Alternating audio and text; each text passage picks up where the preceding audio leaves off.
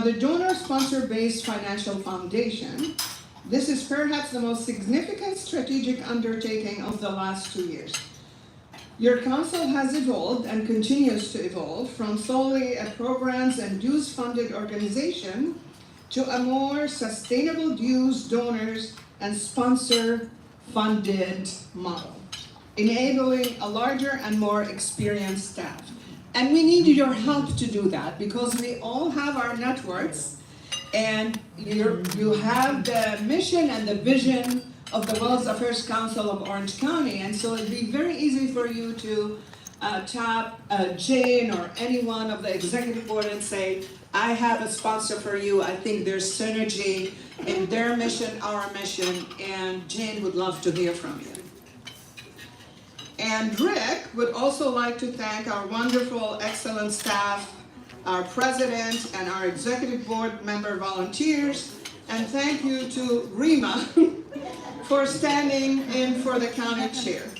Thank you all for your ongoing support of the Wealth Affairs Council of Orange County.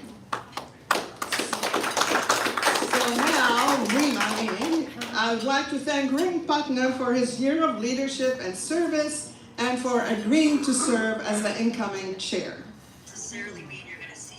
So we now present the introduction of our new trustees, having been elected by the membership at the annual general meeting held on September 12, 2024. Please join me in a round of applause for our new and returning volunteer leadership.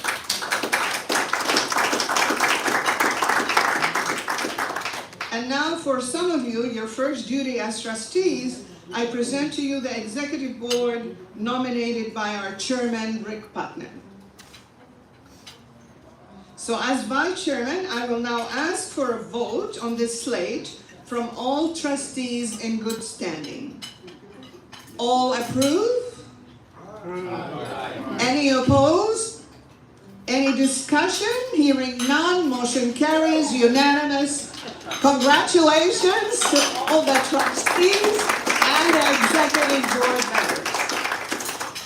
Thank you, thank you, thank you. So congratulations to all of you. I now welcome past Chairman Bill Edwards to present to you our financial updates. Bill Edwards.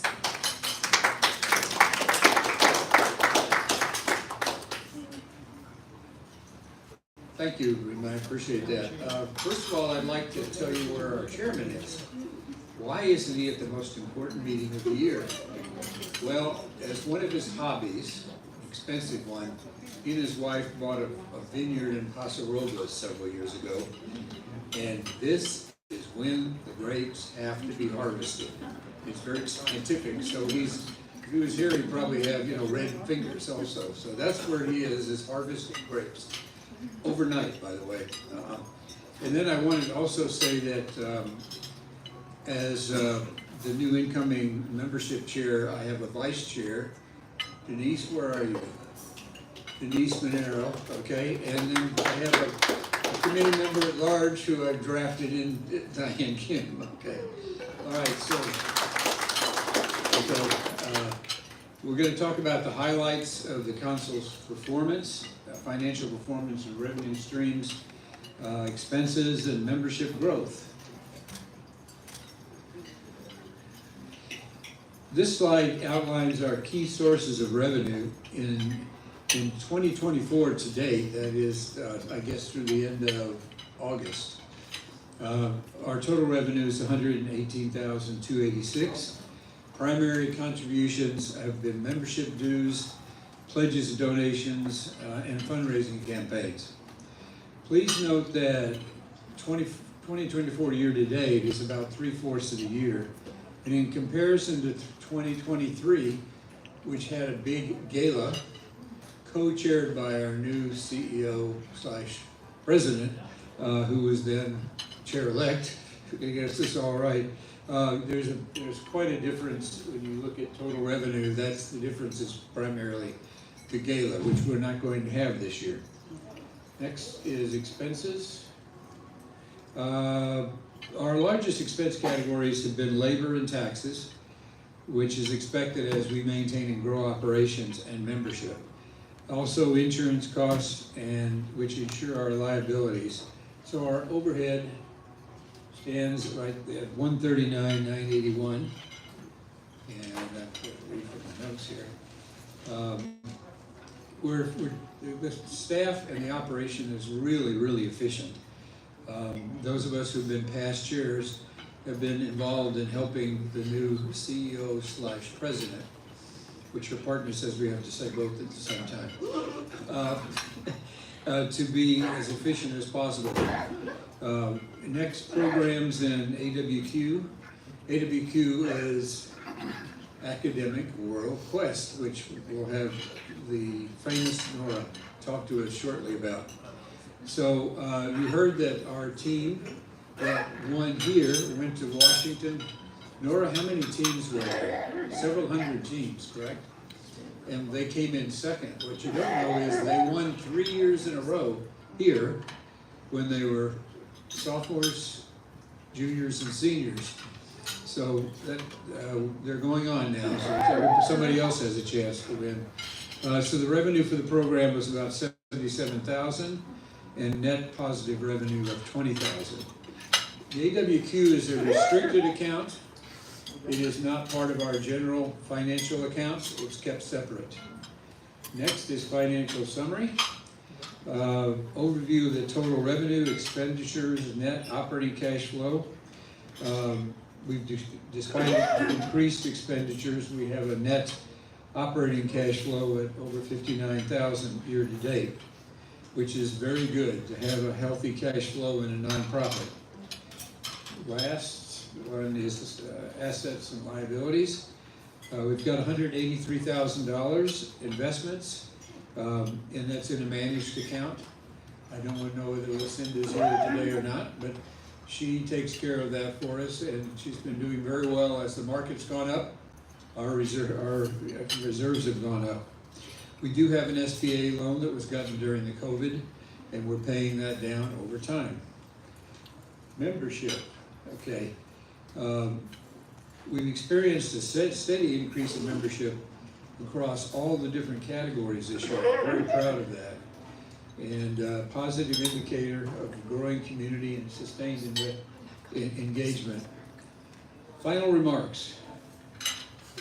The main points we've looked at, not quite finished yet, are the engine that is our organization. That is dues, donations, pledges, and then the overhead expenses. In summary, the financials reflect, and I don't only say that because it's in my notes, that the council is being run quite responsibly, physically sound, and on a positive trajectory. Thank you, everybody.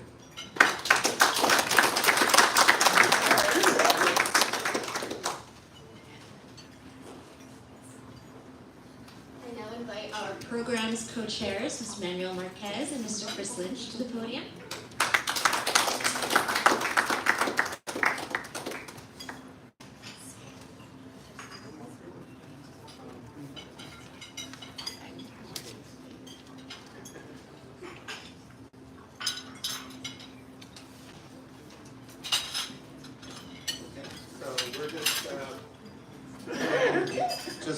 Reviewing some of the things we've been done in the past year and a little bit about where we're going. Okay, as we move forward here, you can see on this graph here kind of the areas of events and regions that we've challenged ourselves with. And it's been an interesting journey for all of us to do this. Actually, some things are well planned, some things kind of sprout up, and we address them. As an example, I go to that we had, unfortunately, we had that Israeli Hamas incident here earlier in the year. We tried to address that in a meaningful way. We were able to contact professors from different universities that had expertise in this area and do a webinar. And we thought it was pretty successful. We wanted more, we don't want more. But it kind of set the tone for us in that area. You know, probably when it's all over, we can follow up on that area. But just as a point in terms of what we try to do as incidents and areas and issues come up in the world. So,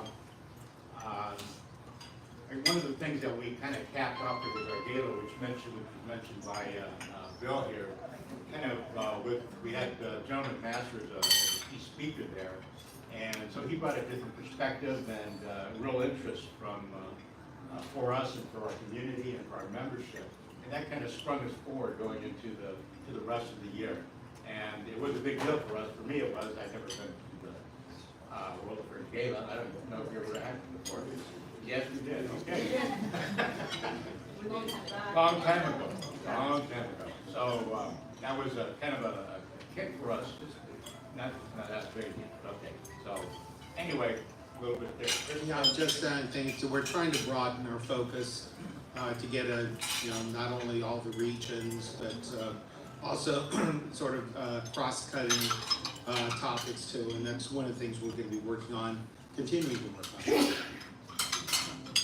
All right, want to go through some of these? Sure, we're going to kind of be interactive here. Chris and I text each other, email, meet. We hear from others. Sometimes we're real happy about what we hear, sometimes we don't. We try to be very positive and gracious about ideas that come forward. So this is October of this past, let's see, last year. So we had an event that we coordinated with Diane Kim, and we're able to bring in Korean perspective, and actually that was driven by Mr. Bill Edwards here, and we appreciate that. It was really a great event for us. As you can see up here, we had the ambassador to Ukraine, William Taylor. I believe we did that at Chapman University. And we partnered with Chapman, and it's a great relationship that we have. We also partnered with Cal State Fullerton, UC Irvine. It helps us really attract younger people. You probably heard we need to bring younger people into the organization. And also really it's a real good interaction with the university. We also have it was mentioned, young professionals group, and you can see pictures there of our two committee chairs there, Audrey and Stacy. Stacy, I don't believe is here today. No. Okay, but that's a great organization, and we were able to contact universities and students and young people and bring them together. And we just actually had an event here, maybe about 3 months ago, and Helen, one of our committee chairs, she spoke to us about policy. She works in Sacramento in politics, helping Governor Machin, which some of you may remember, some of you may not. But in any event, there was a question that came up by some of the students, what is politics exactly? So we had a great presentation in the park in Irvine, and we had lunch there, and we had some of the committee chairs that showed up. So it was really nice. And finally, in November of last year, we started a series of honoring veterans. Every year you read in the paper, see on TV to honor veterans. And there's parades at the different cities in Orange County and throughout the U.S. So we decided to do a series on honoring veterans. And we did it by honoring all our veterans and highlighting Latino veterans. And we had a retired judge, Arie, who has expertise in this area. He's written a couple of books, and he shared them with Cal State Fullerton. And he brought in about 3 100-year-old World War II vets in the presentation. It was really interesting because he was talking about Latino vets going back to the Civil War, to the Revolutionary War, bringing you forward. And as he spoke about World War II, and then he introduced them, just kind of flowed into his presentation. It was really very dynamic. So. Well, we had the gala which talked about that since you had mentioned. Yeah, the gala was a real interesting event. We were able to get John McMaster, who was an advisor in the Trump administration, and he's kind of a straightforward, don't hold back kind of guy.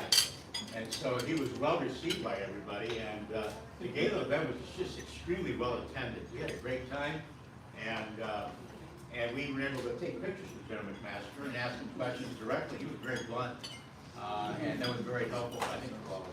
So, great event. You can see all the pictures of the beautiful people here, and really a great turnout, and I think it really helped us to spring forward into 2024. January, we had over at the mission in San Juan, not San Juan, Capistrano. It was a tour of Italy, wine tasting. That was fun. And also was serenaded at that evening by some Chapman music students. We had General Petraeus, which is another straightforward, shoot from the hip kind of presentation. And it was an excellent discussion, and I liked it because we had a lot of good interaction with the audience. We had we also had with Ken Lipper, that Global Business Outlook, and it was nice to have a small setting because we were able, then people were able to interact, exchange ideas. He's always had some really fantastic insights.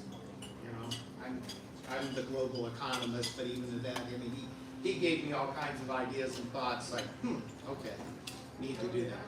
And we have a white pin mixer that continues to be active and growing over time.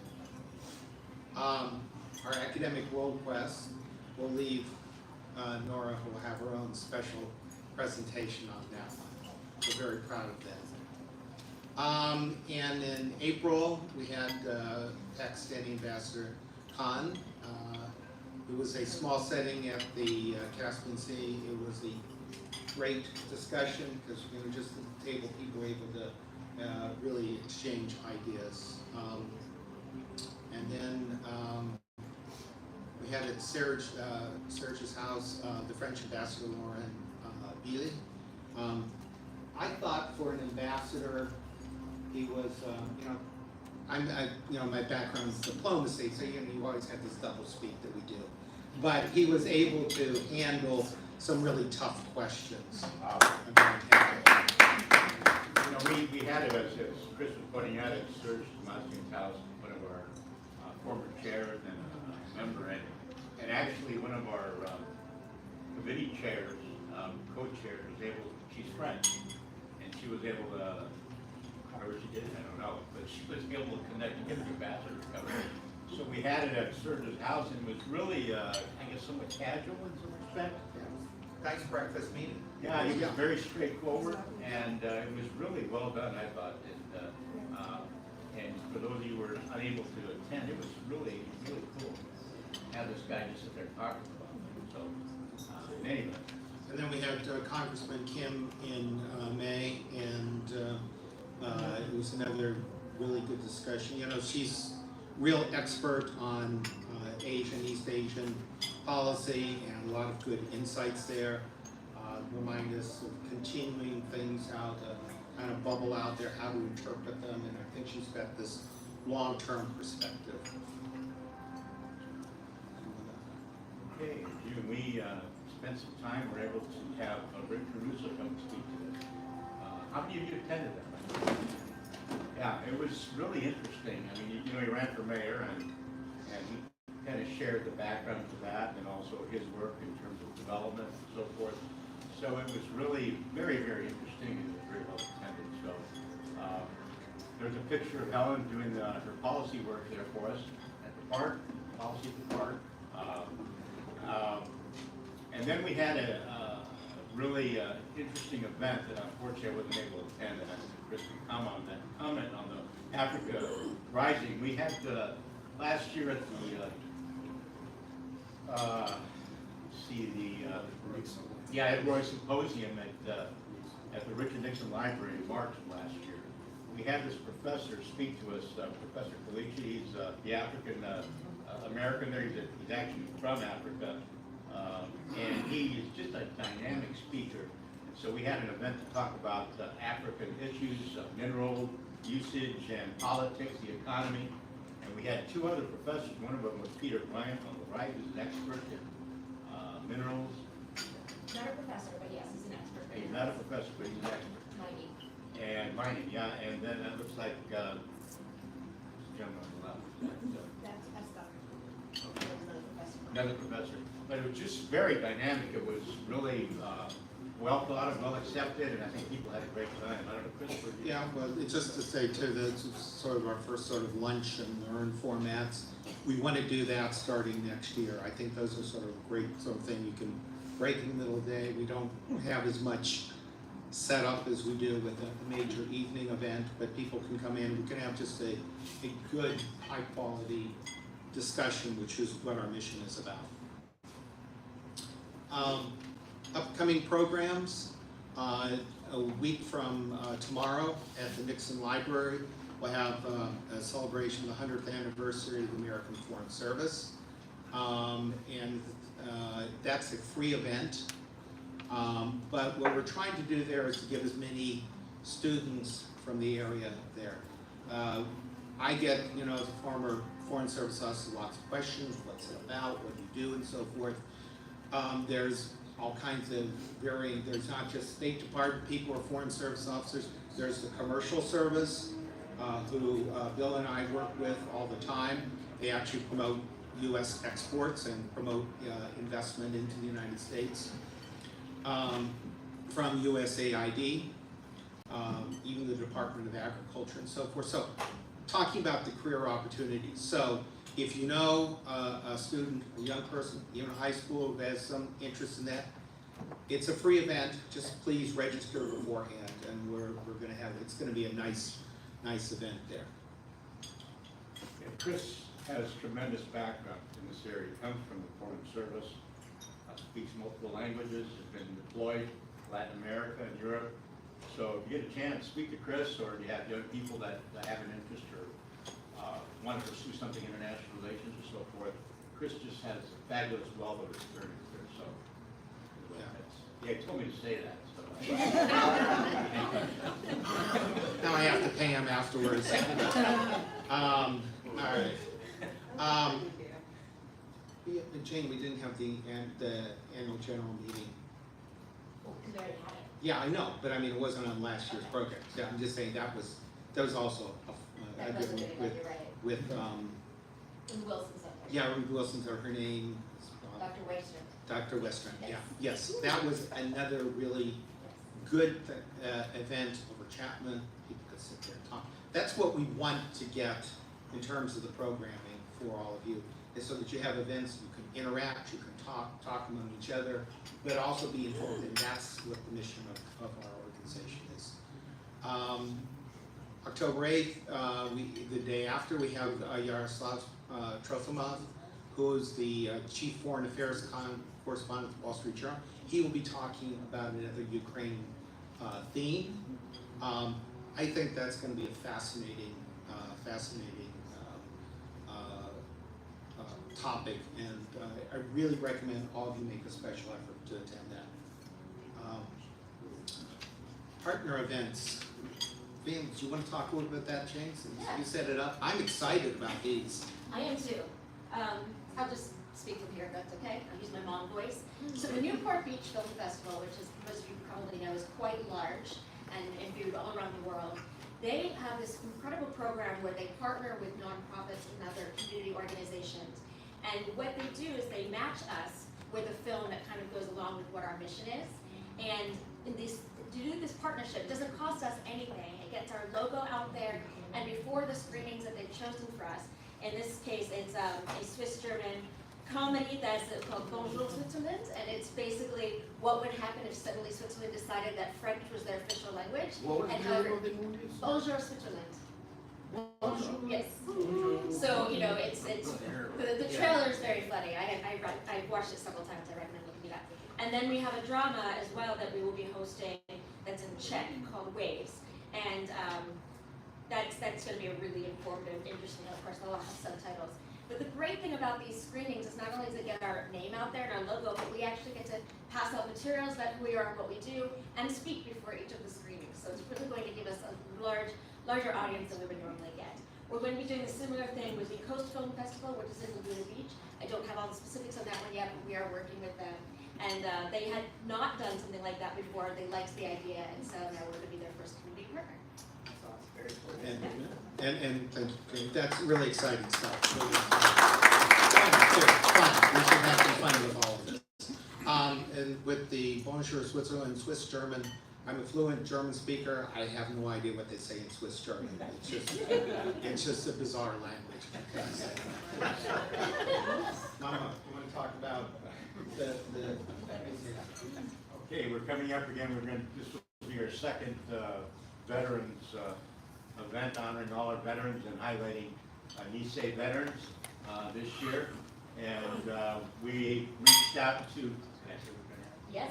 we reached out to Channel 7.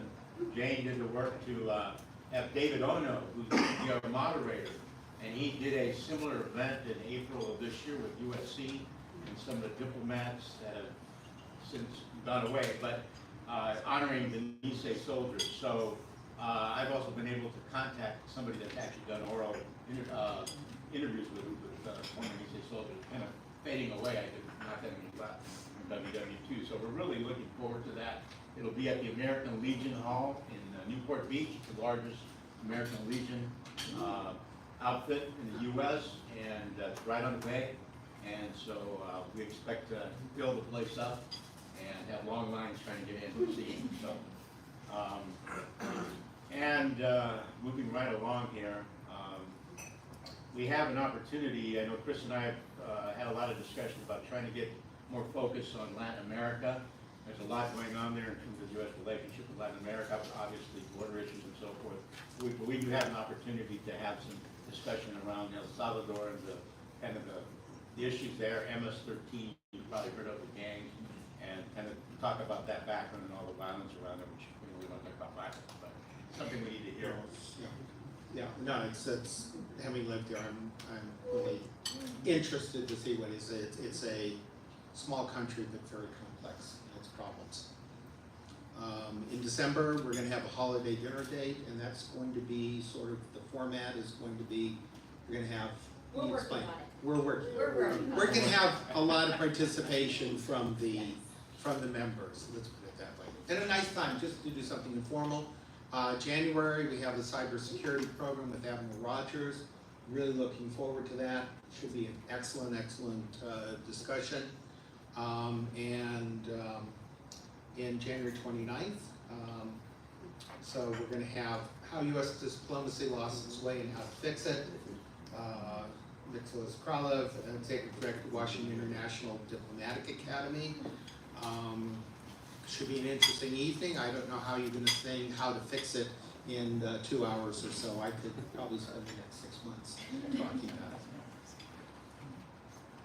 So, Nick? Yes, Nora next. Nora's next. Yes. Okay, right. So I will go back to the academic world, Chris. All right. Thank you.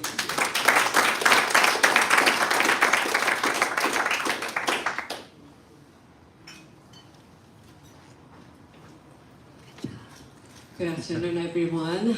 It's wonderful to see new and old friends, and I have to say I get sentimental during our trustees' lunches because over the years we've lost some of our wonderful, wonderful trustees. I apologize for the sad news, but in their honor, I want to remember them.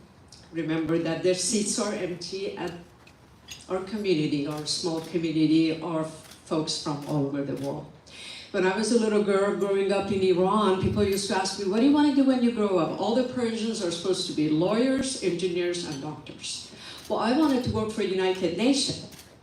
Well, I ended up not working for United Nations. I studied computer science, but ever since I've been engaged with World Affairs Council for past 30-some years, I feel like I have been part of United Nations.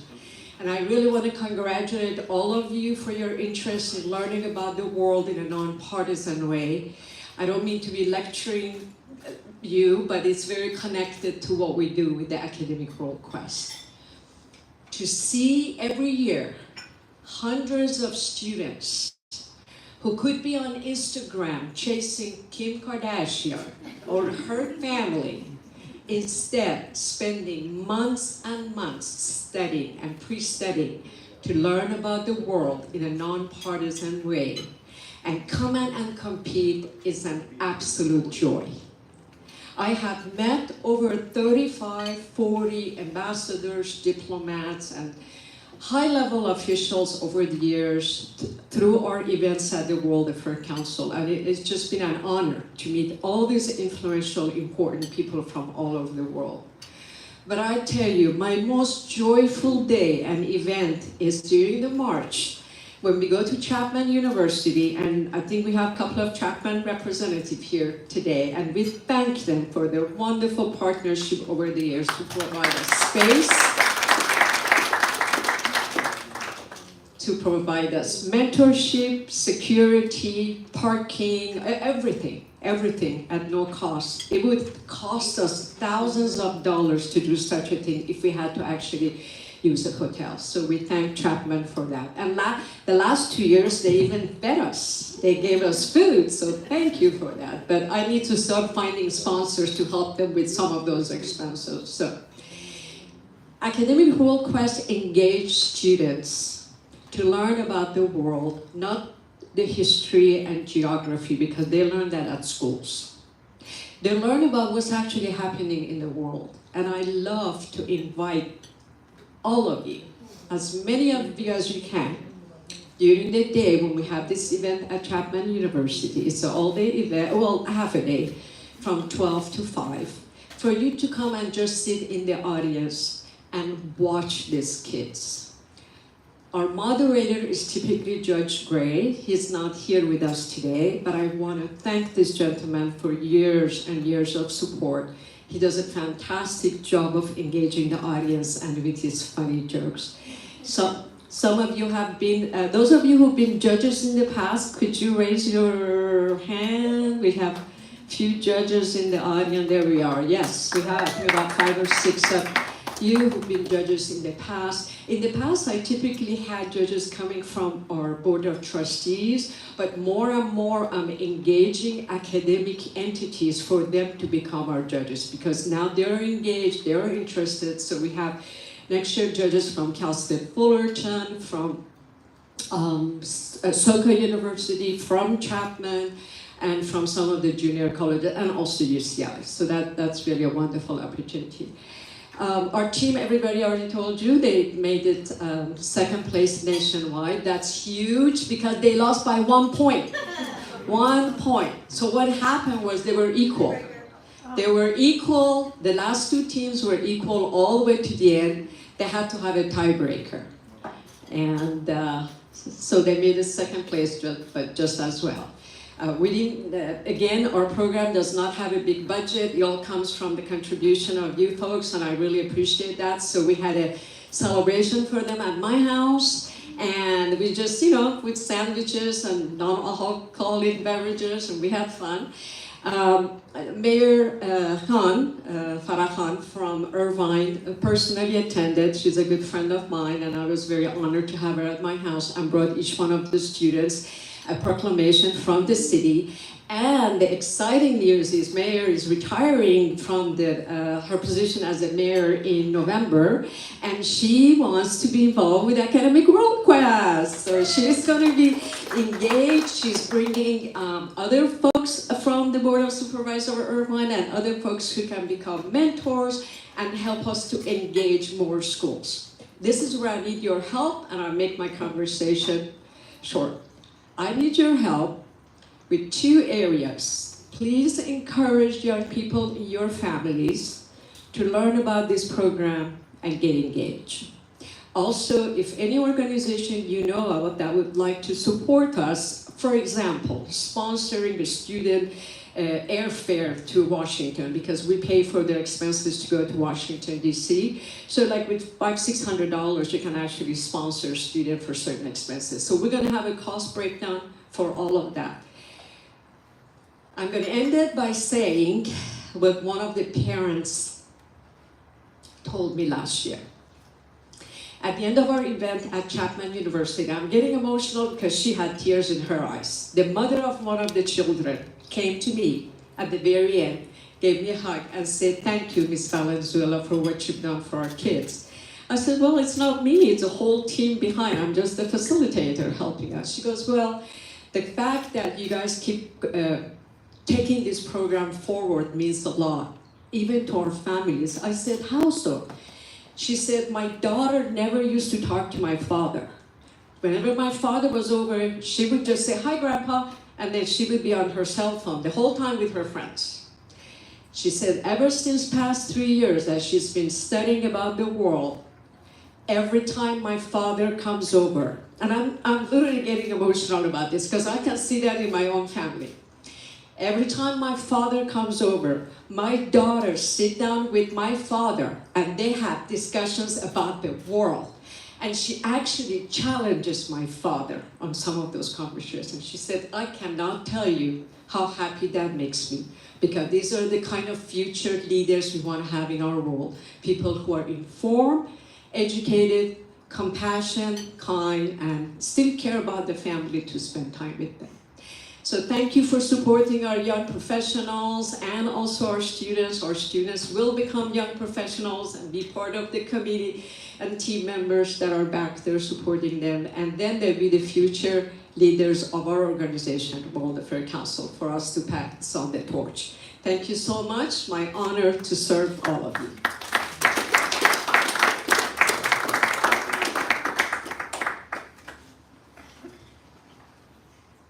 Now I invite Ms. Helen Haig up, please, for a very important role today.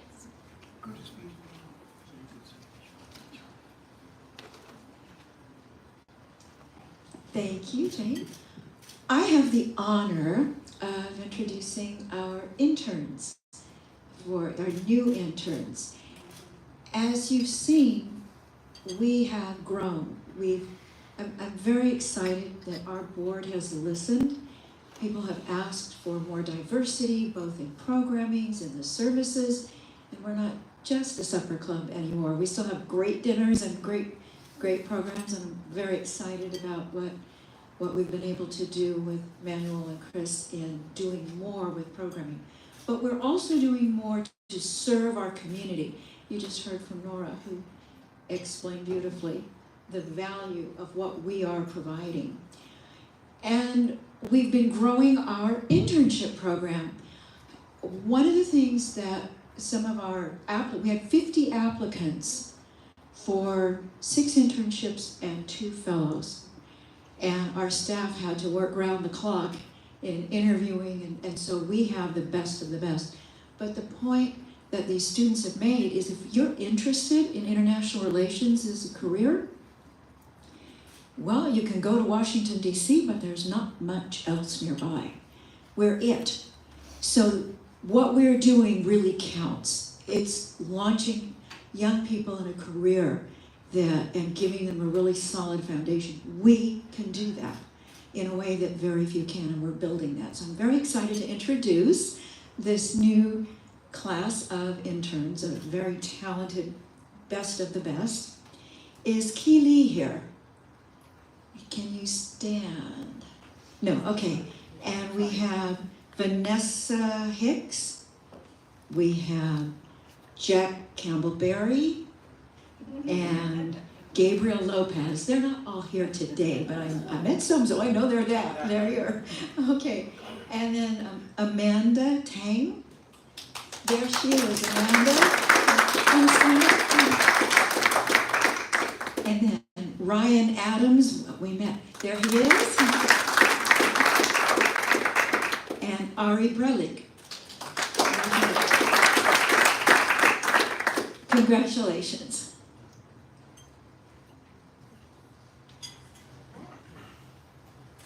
Thank you, Helen. I cannot stress enough how hard it was to narrow down over 50 applicants. But we did have 6 openings. We actually decided to take 7 because I just could not think about going forward without all of these 7 remarkable individuals. And we're so happy that you're here with us. Thank you very much. I am very cognizant of time, so I'm going to go through this very quickly. I thought what I would do is kind of just run through what I've been doing with new community partners, new potential corporate sponsors, as a way of introducing ourselves to them, because I think it's important for us all to kind of stay on consistent branding. So this is basically how I'm presenting us to the community, and so I hope you appreciate it. So I say that what we are, we're vibrant, diverse membership, wide-ranging programs. We're the leading, most trusted forum for all who seek to better understand our world and act role in our future. And I explained, of course, that we're a nonpartisan 501c3. Why we're here: to promote awareness and engagement on critical global issues, opportunities, and challenges affecting our community and the world. So the origins of World Affairs Councils of America actually go back to 1918, right after World War I, when, understandably, Americans were asking, why are we fighting other people's wars? Why are we sending our people and our resources abroad? Let's stay focused inward. And of course, anyone who understands economics, national security, says that's a bad idea. We need to stay engaged in the world outside of us, and hence groups of communities who were engaged and understood what to do brought their communities in and did programming to keep them engaged, and that's why we existed. Now, our council, I'm still trying to find our origin date, but I know it's probably in the 60s, I'm thinking, but we were incorporated in 1978. I do have that charter, and our original people on our charter included Henry T. Segerstrom, Ambassador George Ardros, Daniel Agrick, First Chancellor of UCI, Ernie Chapman, Robert Guggenheim, and even John Wayne. I know, I was surprised too. So a little bit about our events, type of events that we do, from galas, lunch and learns, as Chris alluded to. Now we're doing screenings, some webinars. We'd love to get some more picnics, quiz nights, things like that. It's not just coming in and hearing someone talk at you, but engaging with each other and being around like-minded individuals. I was a very active member of the Dallas-Fort Worth Council, and then I moved here and became active in this council. And part of the reason is because I wanted to meet all of you. And so more opportunities to engage with each other is going to help us grow. And as Rick alluded to earlier, I like to say we host conversations, not speeches. Here's just a little smattering of what kind of people are members. You know, you all know that because you fall into these categories, but it's nice to be able to present this to potential sponsors and partners. Youth engagement, as has already been alluded to several times today, our Young Professional Intercollegiate Network is growing. They are so engaged. They want to do more with us. Our Academic World Quest, we're working to provide stipends to our interns. They do so much work for us, so much. Well, they don't know it yet, the ones that are here, but the ones in the past have, and we could not do what we do without them, not at all. And then, of course, a little bit about our Academic World Quest team doing so well last year. So this is what I tell people. Why does it matter? Orange County's demographics are changing rapidly, increasing diversity of all kinds. We need a respectful forum for open and honest dialogue. There aren't many places to go, many third spaces, where it is actually nonpartisan and people can engage with each other. We've really lost that as a country. And so here is one place where we can do this and we can build this and we can grow this. Our dedicated team of volunteer leadership has continued to support our mission for over 46 years, longer. And we're working, as you heard, on building and strengthening partnerships, collaborations, and then of course you see our youth and our students, our emerging leaders.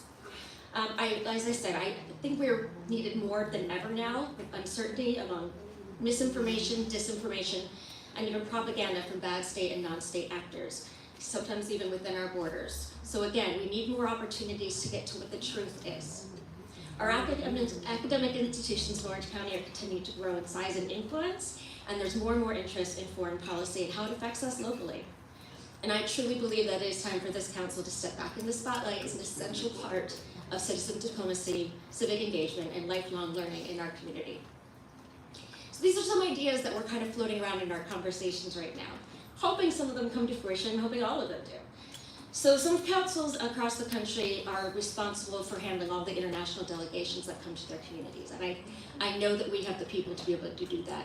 In conversations I've had with some of the leaders in Orange County, they have all said that they really could use some help. They don't have the staff, they don't have the funding. They would love if the organization like ours could help host international delegations. Yes. So visiting international delegations, and I hope everybody participates if you have any ideas. Because I sit on the board of the International Citizen Diplomacy of LA, and we host international delegations that are sent by our embassies from all over the world. We just hosted a Vietnamese delegation, and so we could do more of those. I can set up a call with our CEO so we can work closely together. Perfect. Thank you, Rima. There's even talk about having the Consulate Corps have satellite offices in Orange County. going forward. With the Olympics coming to our region and the World Cup coming to our region, we have an opportunity to take advantage of the fact that the world's eyes are going to be on this region. And I think that we should be a part of it. So we are working on doing some programs that are tied to the Olympics on sports diplomacy or even sports washing, as we saw with the last World Cup.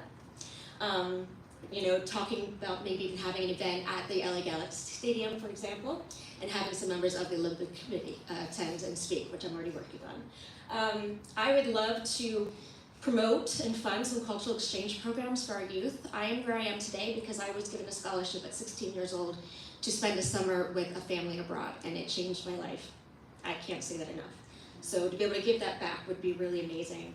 Obviously, we're going to have more winning academic world-class teams under Nora's guidance, and our young professionals group is just continuing to grow, and not just in numbers, but in influence and impact, and we're so grateful to have them. And finally, I'm just going to end on this note. Again, I'm very cognizant of time. So because we switched from a just membership dues and programs model to a philanthropic model, we're still kind of in that transition right now because it's hard to change people's heads. We really rely on some of those bigger donations coming in. You saw our financials, we don't spend a lot. But if we're gonna grow and influence the way that I've showed that we can and we should, we do need to be doing more of the fundraising. I am personally out there meeting with people one-on-one, meeting with corporate partners, governments. We will be working on grants now that we have interns to help us. But these people listed here are the ones that in the last 2 years have given $10,000 and up. And we are so, so grateful for them. Please.